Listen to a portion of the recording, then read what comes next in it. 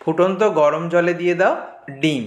ফুটন্ত গরম জলে ডিম আর সয়াবিন দিয়ে এত অপূর্ব স্বাদের রেসিপি হয় যে দেখে তোমরা অবাক হয়ে যাবে আর আঙুল চেটে খাবে। ভাত রুটির সাথে দুর্দান্ত লাগবে আর একদম ঝটপট তৈরি হয়ে যাবে। তো রেসিপিটার জন্য এখানে আমি 4টে ডিমকে ফাটিয়ে নেব। তো অবশ্যই তোমরা পরিবারের সদস্য সংখ্যা বুঝে করবে। এখানে আমি 4টে ডিমকে ফাটিয়ে নিয়েছি। ডিমের মধ্যে অল্প লবণ দিয়ে ডিমটাকে খুব ভালো করে ফেটিয়ে নিতে হবে। 4টে ডিমকে খুব ভালো করে আমি দেখো ফেটিয়ে নিলাম। এদিকে আমি জল গরম হতে বসিয়ে দিয়েছিলাম কড়াইতে। জলটা ফুটে ওঠার ঠিক আগের অবস্থায় আমি এই ফেটানো ডিমের মিশ্রণটা জলের ওপর দিয়ে দিচ্ছি। যখনই জলটা ফুটে উঠতে যাবে তখনই এই ফেটানো ডিমের মিশ্রণটা দিয়ে দেবে। আর অবশ্যই দিতে হবে সয়াবিন। এখানে আমি ছোট যে সয়াবিনটা পাওয়া যায় সেটা নিয়েছি, তোমরা বড় সয়াবিনও নিতে পারো। তো সয়াবিন দিয়ে দিয়েছি 2 মুঠো মতো 4টে ডিমের মধ্যে। এবার এটাকে ঘড়ি ধরে একদম 5 মিনিট আমি সিদ্ধ করব। সয়াবিনও সিদ্ধ হয়ে যাবে আর ডিমটাও কিন্তু খুব ভালোভাবে সিদ্ধ হয়ে যাবে। 5 মিনিটের বেশি কিন্তু করবে না। 5 মিনিট পর গ্যাস অফ করে দিয়েছি। এবার জল থেকে ছেঁকে আমি তুলে নেব। ডিমটা অনেকটাই দেখো ফ্লাফি টাইপের হয়ে গেছে, একদম স্পঞ্জের মতো নরম রয়েছে। সয়াবিনটাও ভালোভাবে সিদ্ধ হয়ে গেছে। তো এই ডিম আর সয়াবিনের যে মিশ্রণটা, এটা থেকে জলটাকে চিপে বার করে নিয়েছি। আর যে জলটা রয়েছে এটাও কিন্তু আমি রেসিপিতে কাজে লাগাবো, এটাকে ফেলে দেবো না। তারপরে আমি কড়াইতে সর্ষের তেল গরম করে নিয়েছি আর এটা দেখো একদম ঝরঝরে টাইপের রয়েছে। জলটা আমি চিপে বার করে নিয়েছি। তো এটাকে ভেজে নিতে হবে। সর্ষের তেলের মধ্যে আমি দিয়ে দিয়েছি। তারপরে অল্প হলুদের গুঁড়ো দেবো আর একটু গরম মশলার গুঁড়ো দিয়ে দেবো। আর যেটা দিতে হবে খুব সামান্য পরিমাণ লবণ। ডিমের মধ্যে লবণ দেওয়া ছিল তাই লবণটা বুঝে দেবে। এবার 3 থেকে 4 মিনিট খুব ভালো করে সর্ষের তেলের মধ্যে এটাকে ভেজে নেব।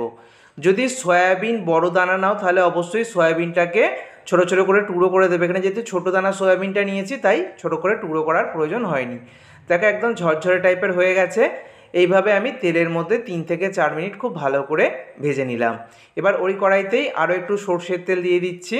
সর্ষের তেলটা গরম হয়ে গেলে গোটা জিরে ফোড়ন দিয়ে দিলাম। আমি ঠিক রেসিপিটা যেভাবে দেখাচ্ছি এইভাবে করবে, দুর্দান্ত টেস্ট হবে। আলু পছন্দ হলে একটু আলু দিয়ে দেবে। আলুটা একদম ছোটো ছোটো করে টুকরো করবে। তো অবশ্যই আলুটাকে একদম ছোটো করে টুকরো করেছি।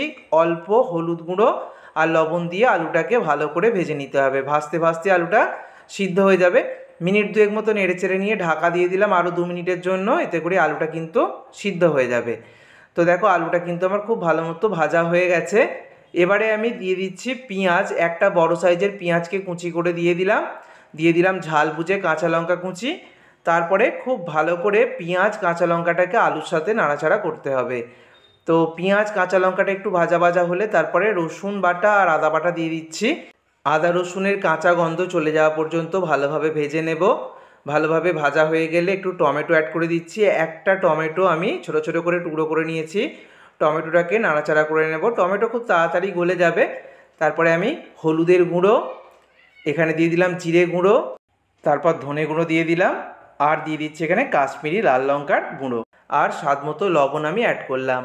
আর অল্প জল দিয়ে দিচ্ছি মশলার সাথে। সব কিছুকে ভালো করে কষিয়ে নেব। এবার মিনিট 2 সময় ধরে সব কিছুকে খুব ভালো করে কষিয়ে নিতে হবে। খুব ভালো করে যখন কষানো হয়ে যাবে তখন আমি আগে থেকে যে ডিম সয়াবিনের মিশ্রণটাকে ভেজে রেখে দিয়েছিলাম সেটা দিয়ে দিলাম। এবার সব কিছুকে একসাথে করে নিয়ে আমি নাড়তে চাড়তে থাকবো। গ্যাসের ফ্লেমটাকে এই সময় আমি মিডিয়ামে রেখেছি। মিডিয়াম ফ্লেমে রেখে একভাবে 3 থেকে 4 মিনিট ডিমের মিশ্রণটার সাথে নেড়ে চেড়ে নিয়েছি। তারপর যে সয়াবিন আর ডিম সিদ্ধ করা জলটা রেখে দিয়েছিলাম সেটা দিয়ে দিলাম আর আরও একটু অল্প গরম জল অ্যাড করলাম। অতিরিক্ত জল দেওয়ার দরকার নেই। ধনেপাতা কুচি দিয়ে দিলাম। এবার খুব ভালো করে সব কিছুকে একসাথে নেড়ে চেড়ে মিনিট 3-4 মতো ফুটিয়ে নিলেই কিন্তু এটা একদম রেডি হয়ে যাবে। এটা একটু মাখা মাখা খেতে ভালো লাগে। যদি তোমরা একটু বেশি ঝোল ঝোল পছন্দ করো রাখতে পারো, তবে এই রেসিপিটা কিন্তু একটু মাখা মাখাই ভালো লাগে। যেটুকু জল আছে সয়াবিন টেনে নেবে। তো আমি মিনিট 2 জন্য ঢাকা দিয়ে দিয়েছিলাম। তো দেখো খুব ভালো করে কিন্তু মিশ্রণটা টেনে এসছে। এর থেকে বেশি শুকনো করব না। আর এটা গরম গরম রুটি পরোটার সাথে দুর্দান্ত লাগে। ভাত দিয়েও কিন্তু দারুণ লাগবে। একটু চিনি দিচ্ছি, চিনি দেওয়াটা সম্পূর্ণ অপশনাল। আর শেষে অবশ্যই একটু গরম মশলার গুঁড়ো বা ম্যাগি মশলার গুঁড়ো যেটাই হাতের কাছে থাকবে সেটা দিয়ে দেবে। আমি গরম মশলার গুঁড়োটাই দিয়েছি যেহেতু সবার বাড়িতে এটা থাকে।